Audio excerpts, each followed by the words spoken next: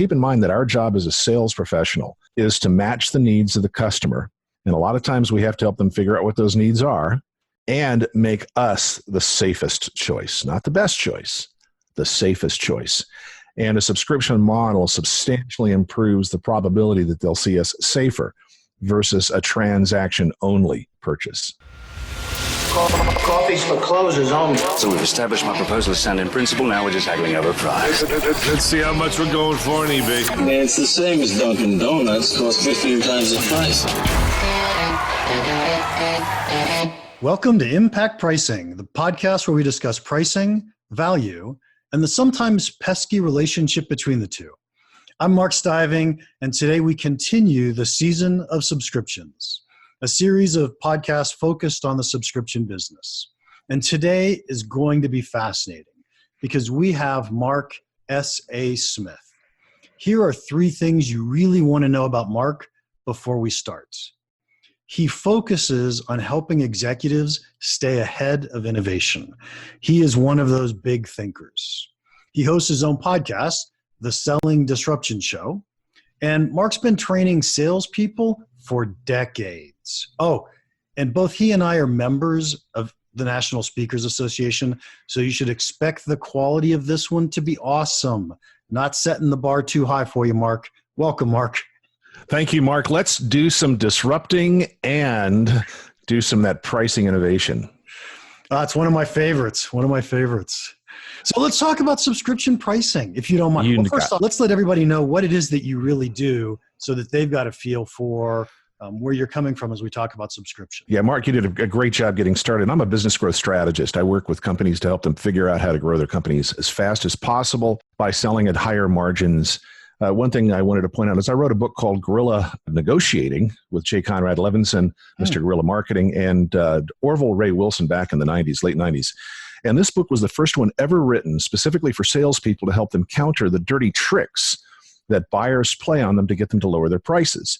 So I have been working with helping people keep more margin my entire career. And so, yes, we can set the prices right, but if the sales team doesn't know how to hold the prices, all of that pricing magic that you teach your clients starts to fall apart.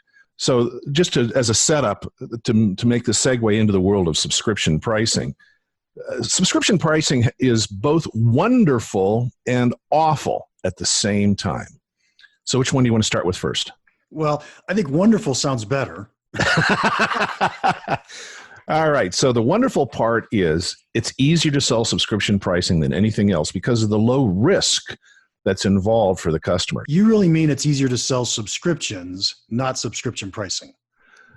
Sure, subscriptions. And the reason why is because one of the reasons why is because the price is so much smaller than if I sold something to somebody for a 3-year subscription. It's going to be 36 or times more than the price that I'm going to initially quote. And so the price is so much smaller that people think about it a different way.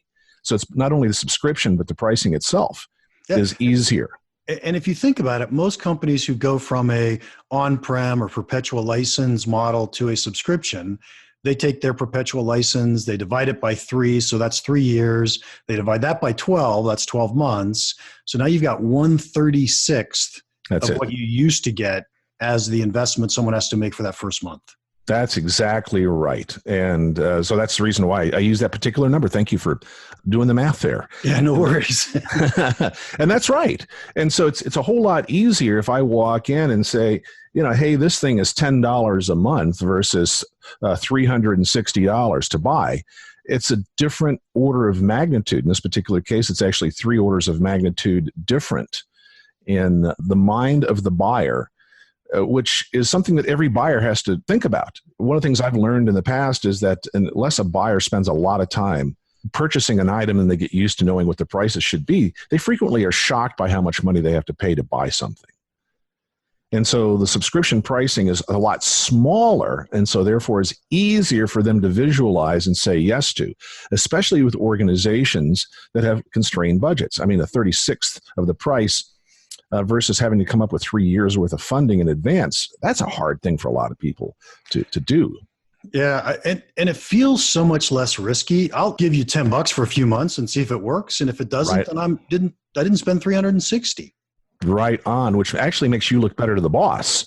Because keep in mind that everybody has a scorekeeper, and that scorekeeper is determining if the people that are working for them are making good, sound decisions. And the only way we get promoted in the world of corporation is through a promotion. So you have to illustrate solid judgment in every decision that you make, otherwise you become unpromotable. That's absolutely right. Absolutely right. So what else about the subscriptions is wonderful? Well, investors love a subscription pricing or subscription model versus transactional model. In fact, on Wall Street will reward a company with a price per earnings ratio of from 4 to 10 times more if they're subscription based versus if they're transaction based. So just a quick little illustration of that. Traditionally, price per earnings ratios in the world of technology have been in the order of 18 to 24.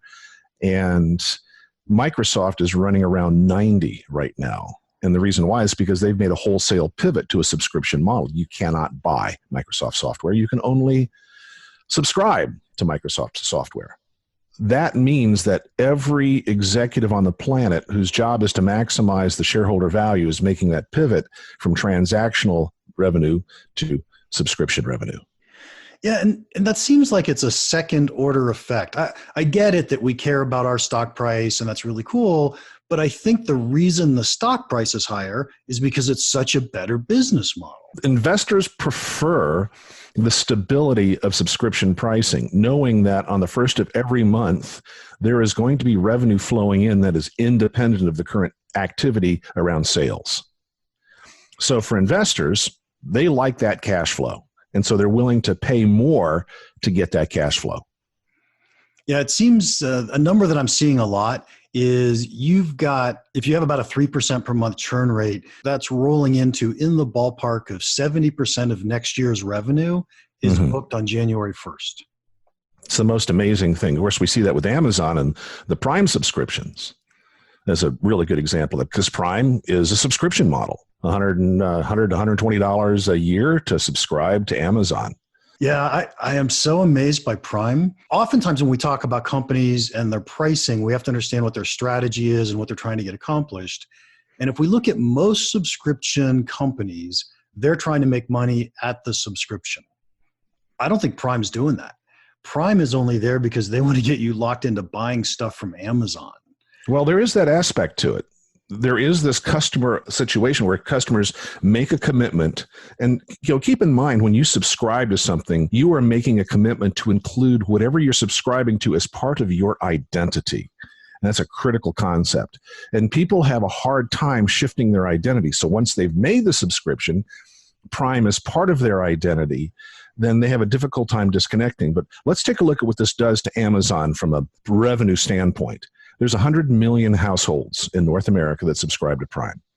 And about 6 months ago, as you recall, Prime increased their subscription by $20. Yep. So what was the impact of that $20 price increase on Amazon? Well, they got a 20% price increase for Prime. Yep. But I don't think that was the big deal to them. I mean, actually, there was huge amounts of money there. Yeah. Well, let's take a look at what the real impact was on Jeff Bezos.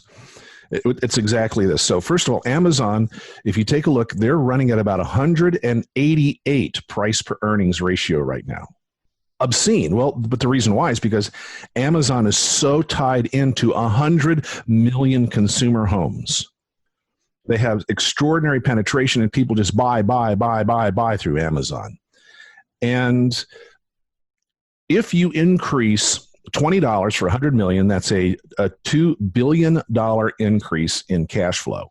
Multiplied by, let's make the number easy, 200 price to earning ratio. That one move added $400 billion to the market value of Amazon. So I get it. That's impressive. And we're back to the stock price issue, which yes. I care so much more about the business, running the business. I get it. The goal is to get the valuation up. Indeed. If the CEO of the company's job is to maximize shareholder value. Yep, absolutely. So every executive on the planet is looking for a way to pivot to subscription models if they expect to keep their job over the next 36 months. Yep. Now that we got that nailed down, let's go to the next piece, which is, okay, how do we use the subscription model to make money within the business? Now, it's all of that is absolutely well and good and a driving force. Without a doubt, it's a driving force in Wall Street right now. It's one of the reasons why we've seen all-time highs. It's one of the reasons why it's been the longest-running bull market, because we have seen most Wall Street companies in the throes of making the pivot from a transactional business to a subscription business. And Mark, it's happening everywhere. You can subscribe to truck tires, to carpeting. When you go to Las Vegas, those slot machines are not owned by the casinos. When you go to a movie theater, that projector in the back of the theater is not owned by the theater. It's a subscription model where the projector manufacturer gets a piece of every ticket that is sold. So this revenue sharing subscription model is everywhere. And quite frankly, we're getting to the place where you can subscribe to clothes. I've actually heard of people subscribing to really expensive dresses. Yes. Yeah, right. And it's brilliant. Absolutely brilliant. So there really is nothing that you can't subscribe to in a way. In fact, what is it? Volvo is now saying that you can subscribe to their cars. Yeah. My favorite of those is Porsche down in Atlanta. Yeah? Tell me more. For $3,000 a month, you could drive any Porsche you want. And when you're done, when you feel like switching, you just drive down to the Porsche dealer and take a new one out. $100 a day? Yeah, baby. Yeah. That's brilliant. It really is. It really is. So you want to talk about the bad news around subscriptions? Oh, no, not really, but let's hear it. All right. Here's the bad news. Traditional business-to-business sales models compensate the salesperson on the transaction. And if we're only collecting a 36th of the traditional transaction when the customer says yes, how the hell do you pay your sales team?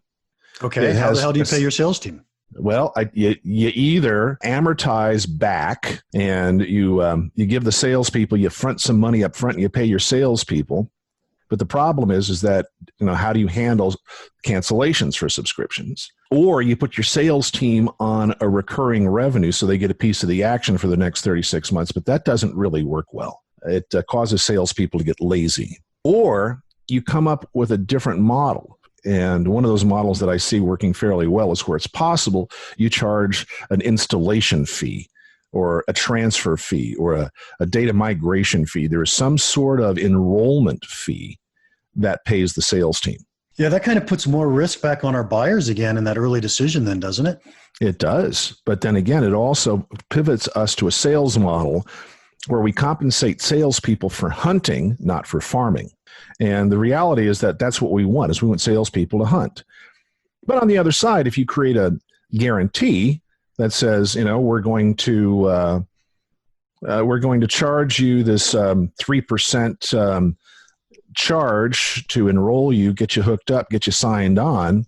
And by the way, that's not atypical. If you order cable, you get a charge for your cable box up front, or you amortize it. And there's also evidence that says if you pay an implementation fee, or I should say the buyers who pay an implementation fee are less likely to churn out. Absolutely true. And it's that level, first of all, of making sure you have customer success out of the gate. People that pay, play. People that get things for free, not much there. And so there is a higher level of commitment when we get somebody to pay for an implementation or an installation. What do you think? I've seen CFOs offer sales compensation where they said, we're going to pay you for every client you land as though it's a 2-year contract. Yeah, and the challenge with that, of course, becomes cash flow. Where is the cash flowing to handle that salesperson's payout? The other interesting challenge to that is sometimes the salespeople know that they're going to get a big pop, and so they'll promise the sun, moon, and stars, and then there's high churn. So you have to have a means of clawing back the compensation for customers who cancel in those kind of situations. Salespeople don't like that. So I'm less enamored with that model because of those particular challenges. What have you seen that works in those areas? The one I just told you was the one that I really liked was, It was the contract. Now, I think they had it set so that they expected customers to sign a 3-year contract. Mm-hmm. And if they only signed a 1-year contract, I think the sales commission was 10% less or something like that. It was actually a contract with a customer, so I think you had less churn. Mm-hmm. And this client also didn't have a ton of competition. So they didn't have to worry about them churning out to a competitor, but they would have to worry about, did I provide enough value to them? Well, keep in mind, though, is that if you're doing a year contract with monthly payments, that's a finance arrangement. It's not a subscription. Yes and no. It depends on what we're going to do afterwards. The whole point of this subscription is I'm going to continue to sell you more. I'm going to get you based on a usage plan. And then how do I upgrade what you end up buying from me over time? So there's way more to the subscription than just that initial 1 month or 1 year contract. A lot of subscriptions we pay for a year up front. Mm-hmm. Yes, we do. And in those particular type of subscription models, you're expecting to have increasing value along the way. Now, one of the things that we have to separate here is the difference between a financing arrangement, leasing arrangement, and a true subscription. Subscription is I continue to receive value beyond what I would have gotten if I had just paid for a transaction and taken ownership of whatever it is that I purchased. The reason why we subscribe to magazines is we get a fresh issue every month. The reason why we subscribe to newspapers, we get a fresh issue every day. And so in some cases, you have to have this idea that you have a refresh cycle as part of the subscription strategy. And if we're just taking a piece of hardware and saying, okay, you're subscribing to this laptop computer, well, I'd better darn well get a fresh laptop computer once in a while as part of my subscription. Yeah, so when I think about leasing a car, that is just a financial arrangement.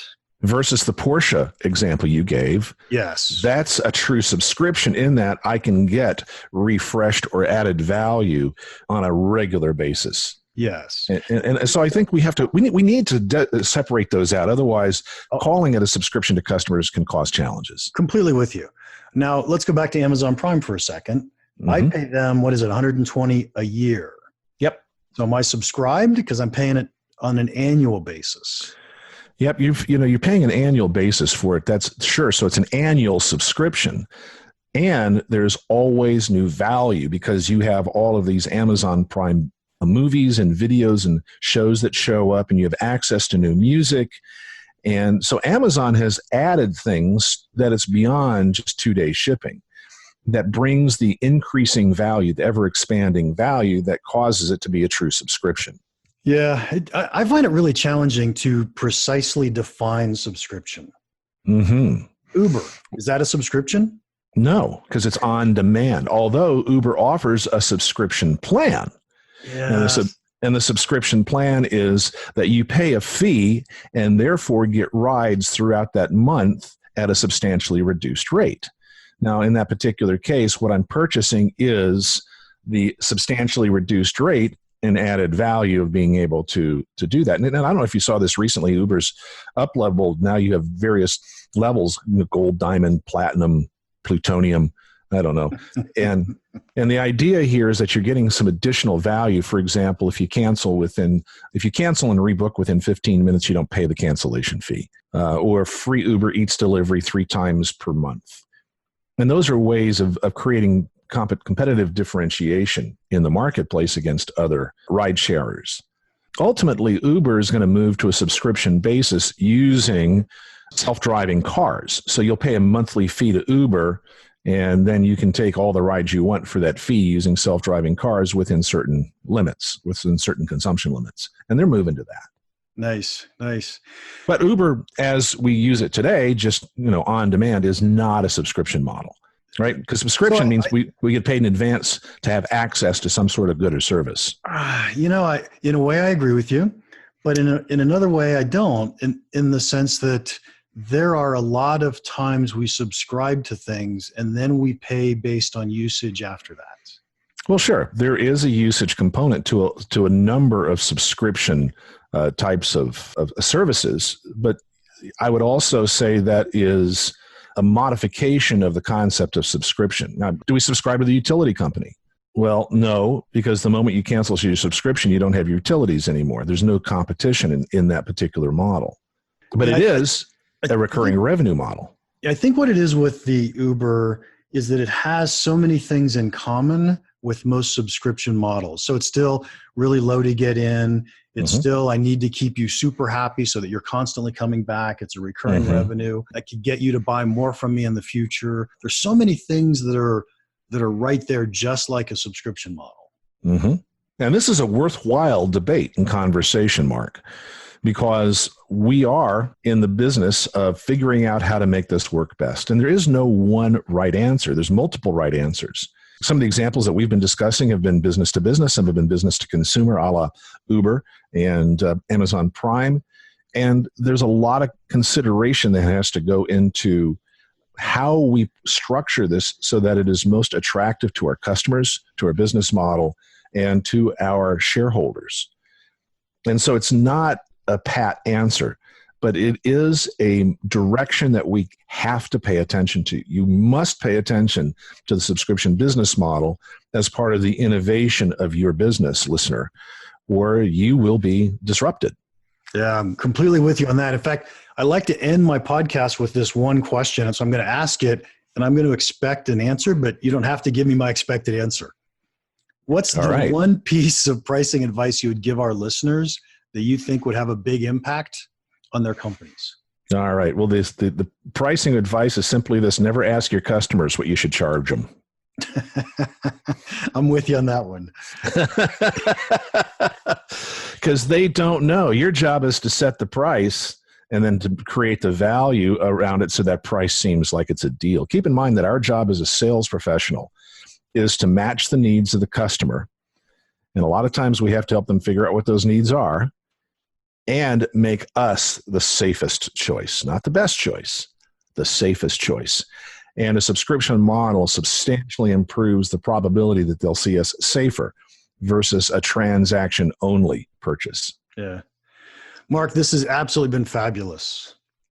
Likewise, this has been a great conversation. I really appreciate the debate and the conversation. A couple of weeks ago, I asked our listeners a question. The question was, what is an interesting pricing model? And the answers I got they actually weren't what I expected to get, but they were fascinating nonetheless. Would you care to stick around and make a comment or two as I share my 3 favorite answers? Let's do it. Okay. So my third favorite one, his name was Alok. He's in retail pricing, but his answer was the price match policy model at Best Buy instituted by Hubert Joly.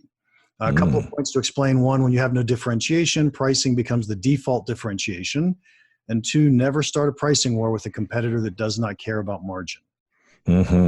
So important. Yeah.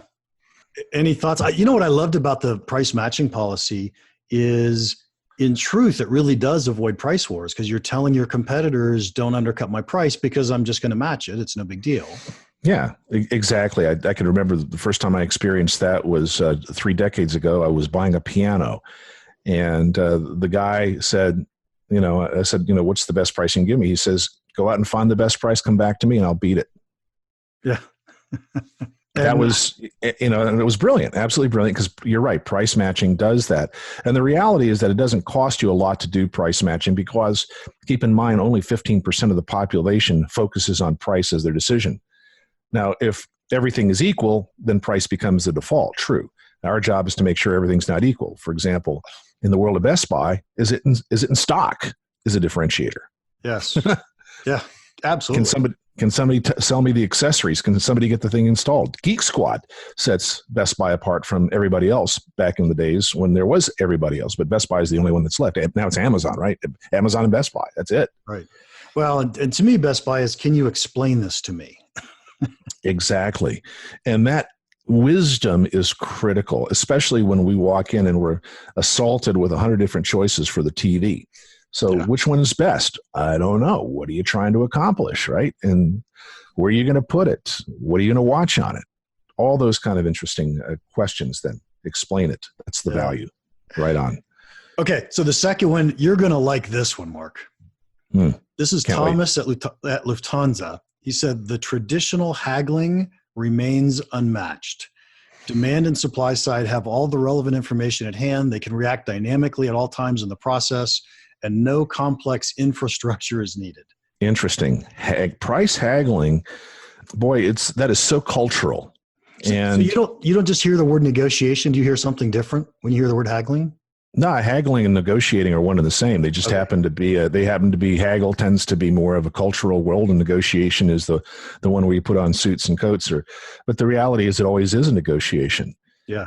In some cases, if you're sitting there and you're talking to a farmer and you're haggling over the price of their tomatoes, that ends up being an instant supply demand decision that farmer is going to make as to how low they'll go based on how many tomatoes they have in front of them right now and their expected number of sales that day.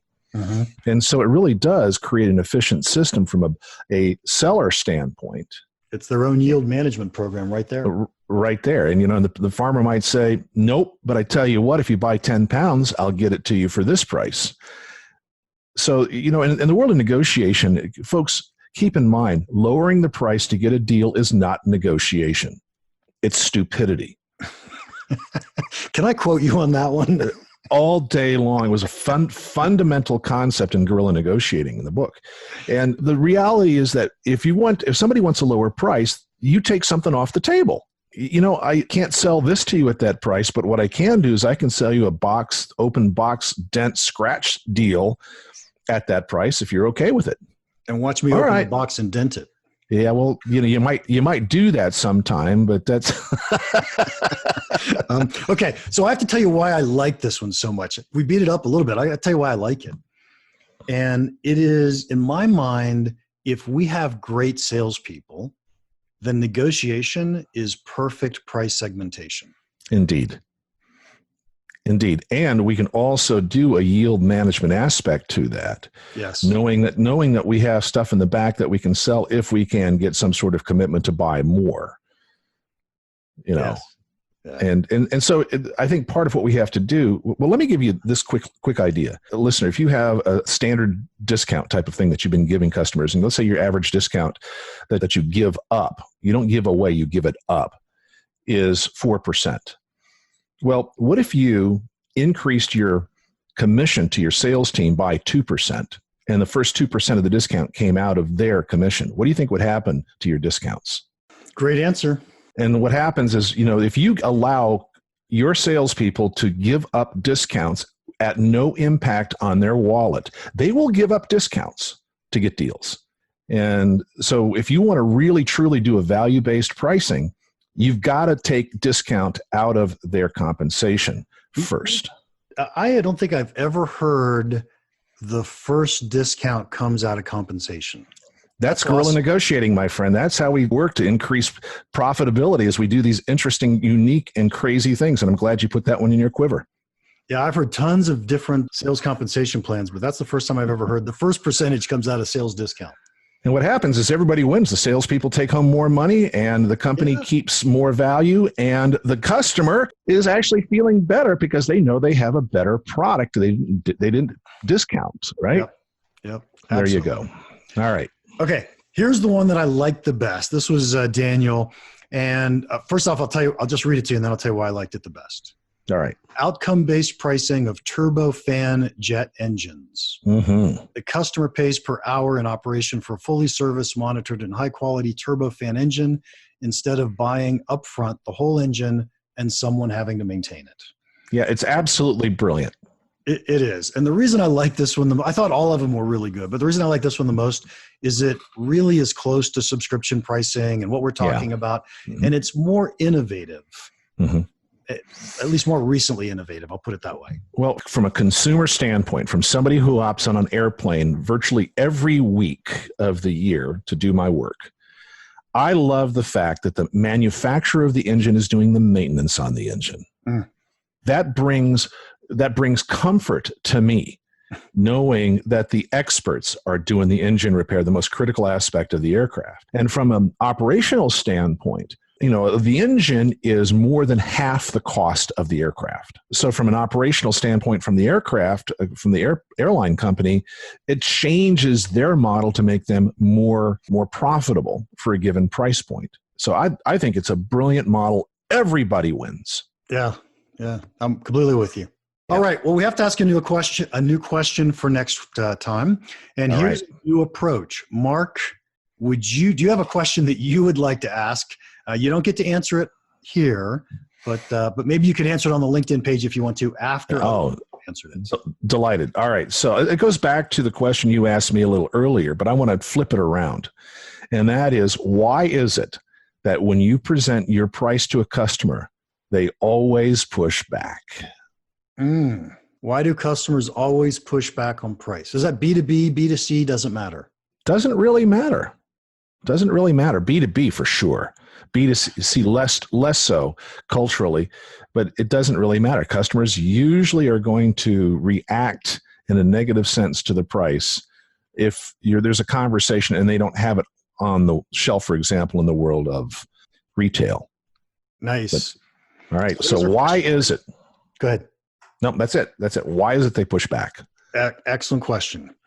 So post your answers on LinkedIn, everybody. I'll also post the question on the day that we release this blog. Please keep it pithy and interesting. And the best answer is going to get a copy of my book, Impact Pricing. And Mark, beautiful. Thank you so much for your time today. If anyone wants to contact you, how can they do that? Best way to contact me is marksonlinkedin.com, M-A-R-K-S on LinkedIn.com. That'll take you directly to my LinkedIn profile, Mark S.A. Smith. I'd be delighted to connect with you there. If you want to have a conversation with me, I'll give anybody who wants a conversation 20 minutes. Just reach out to me at mark.smith@bijaco.com, B-I-J-A-C-O.com, B-I-J-A-C-O.com. Bija means seed in Sanskrit, and so I think the seeds of greatness are in everybody. We just get to feed and water it. Nice. Spoken just like a professional speaker would say. Well, my friend, I do have my 10,000 hours after being a pro speaker for 29 years. So, okay, great. To our listeners, episode 10, all wrapped up. We have no shortage of guests and information in the future. If you get value out of this podcast, would you please tell your friends about it? You are the type of person other people listen to, and they will like you more. And by the way, it really helps us. Any compliments, suggestions, or questions can always be sent to me directly, mark@impactpricing.com. And finally, please join us next week for another episode of Impact Pricing.